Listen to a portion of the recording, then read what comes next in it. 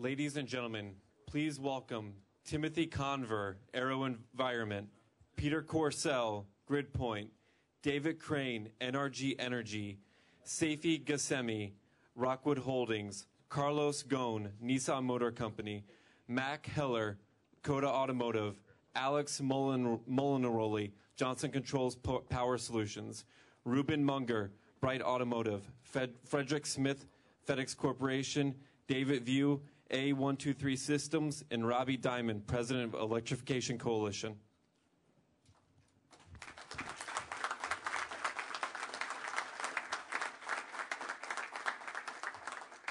Well, thank you very much for coming out this morning to this very important event, the launch of the Electrification Coalition and the release of its electrification roadmap.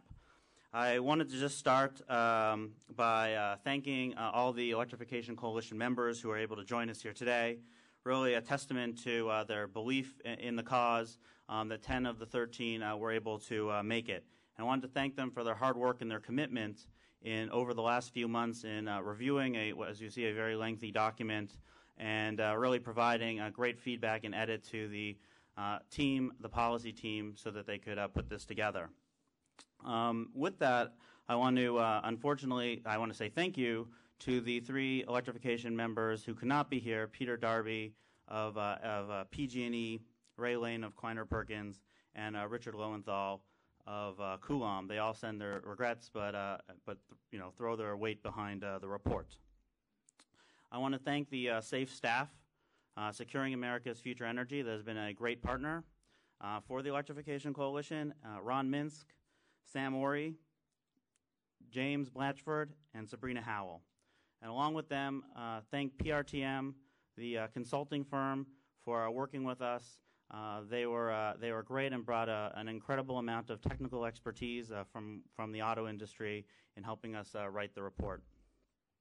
The Electrification Coalition is sort of a product of another organization called Securing America's Future Energy.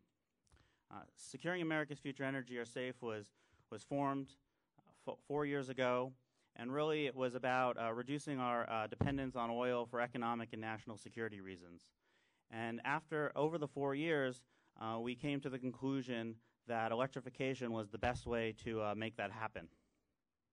And so, in our workings on the issue, decided that a new organization was needed. Of course, that's typical in Washington, called the Electrification Coalition, that was populated by the entire value chain of what would be needed to electrify our transportation sector. And so we recruited all the way from the holders of lithium reserves to the automakers, with the utilities, smart grid, infrastructure, and battery makers in between. So we could put out a report that was practical, taking a vision and turning it into reality on how to electrify transportation in the United States. And really try to let the American people know, and people in Washington, what the scale was, and our commitment to scale. That unless we're serious about this, it takes a long time to turn over 250 million cars to become electrified. But one can do that. And I think it's our belief that this is going to be hard work, but that it is not only doable, but necessary. Let me introduce a speaker now, Mr. Frederick W. Smith, who's the chairman, CEO, and president of FedEx.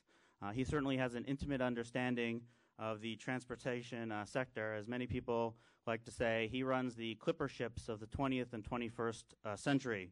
In 24 hours, their 670 airplanes travel 500,000 miles, and their 70,000 motorized vehicles travel 2.5 million miles.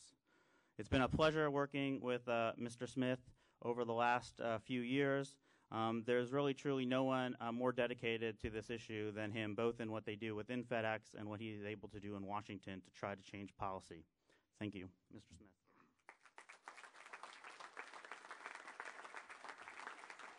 Thank you, Robbie. I'll be very brief. As he noted, SAFE began as an organization that was devoted to decreasing the dependence of the United States, and for that matter, the world, on petroleum, which is increasingly scarce, increasingly controlled by inhospitable regimes, at least to the United States, and is expensive and difficult to obtain, and is of questionable environmental impact. The Energy Security Leadership Council was put together as an offshoot of SAFE. A number of CEOs who had significant energy consumption. As Robbie mentioned, that certainly includes FedEx, but it also included, at the time, Southwest Airlines, Royal Caribbean, Cruise Lines, UPS, and so forth.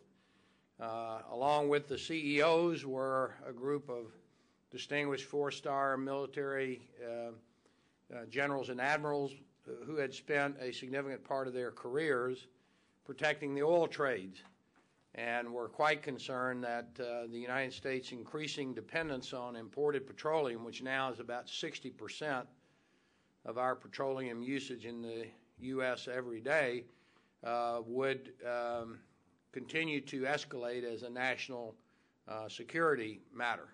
And of course, we all are painfully aware of the young men and women we've lost in the Middle East, which in no insignificant measure was directly related to this issue. As Robbie said, when we came up with our recommendations to the nation and two very excellent reports that the Energy Security Leadership Council put out, and which were very important, I think, in the national energy debate, and were particularly important in the 2007 Energy Act.